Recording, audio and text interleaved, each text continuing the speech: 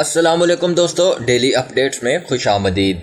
दोस्तों, भारत के शहर गुंटूर में महात्मा गांधी रोड पर मौजूद पाकिस्तान के बानी कायद-ए-आज़म मोहम्मद अली जिन्ना के नाम से मंसूब जिन्ना टावर को कौमी झंडे का रंग देने के बाद बीजेपी अरकान अब इसका नाम भी तब्दील करने का मुतालबा कर रहे हैं। भारतीय मीडिया के मुताबिक जिन्ना टावर को भारतीय कौमी झंडे के रंग में रंग दिया गया है और यहाँ भारतीय परचम भी लहराया जाने वाला है, लेकिन बीजेपी कारकुनान इसका नाम भी तब्दील करने का मुतालबा कर रहे हैं। बीजेपी अरकान का कहना है कि इस टावर का नाम फौरी तौर पर तब्दील किया जाए, वरना ये तहरीक यूं ही जारी रहेगी।